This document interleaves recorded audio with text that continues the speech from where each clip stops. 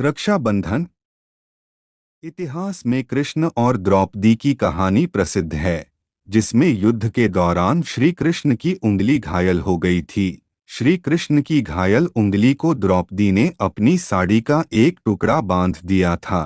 द्रौपदी की इस श्रद्धा और प्रेम को देखकर भगवान कृष्ण ने उनकी सुरक्षा का वचन दिया था और कौरवों की सभा में द्रौपदी चीर हरण के समय चमत्कार करके अपनी द्रौपदी की लाज बचाई थी।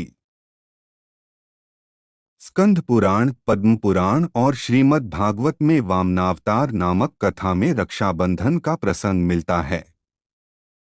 कथा कुछ इस प्रकार है। दानवेंद्र राजा बलि ने जब 100 यज्ञ पूर्ण कर स्वर्ग का राज्य छीनने का प्रयत्न किया, तो इंद्र आदि देवताओं ने पूर्ण हो भगवान जाएगा विष्णु से तो प्रार्थना भगवान की।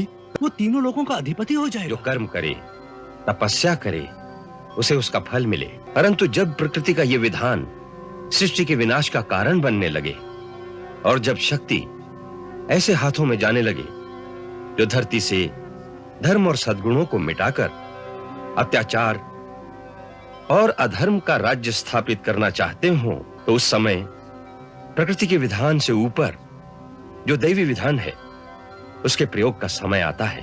अब वही समय है जब आपको अपना उत्तरदायित्व निभाने के लिए अपनी सर्वोच्च शक्ति द्वारा प्रकृति के नियमों का उल्लंघन करके भी उन अत्याचारियों से शक्ति छीन लेनी चाहिए। अन्यथा मूर्ख, अनपढ़ और अहंकारी सत्ताधारियों के द्वारा शक्ति का दुरुपयोग होने पर सृष्टि, प्रजा तथा समाज का विनाश हो जाएगा। आपका वचन सत्य है देवगुरु। हम अपने उत्तरदायित्व का अवश्य निर्वाह करेंगे। तब भगवान वामन अवतार लेकर ब्राह्मण का वेश धारण कर राजा बलि से भिक्षा मांगने पहुंचे।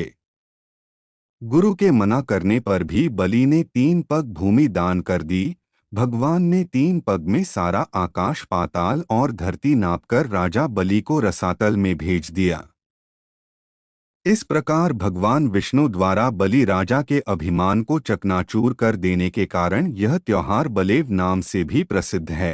कहते हैं, जब बलि रसातल में चला गया, तब बलि ने अपनी भक्ति के बल से भगवान को रात दिन अपने सामने रहने का वचन ले लिया। भगवान के घर न लौटने से परेशान लक्ष्मी जी को नारद जी ने एक उपाय बताया। उस उपाय का पालन करते हुए लक्ष्मी जी ने राजा बलि के पास जाकर उसे रक्षाबंधन बांधकर अपना भाई बनाया और अपने पति भगवान विष्णु को अपने साथ ले आई। उस दिन श्रावण मास की पूर्णिमा तिथि थी। तब से ही रक्षाबंधन का त्योहार मनाया जाता है। आपको ये कथा कैसी लगी, अपनी राय जरूर दे।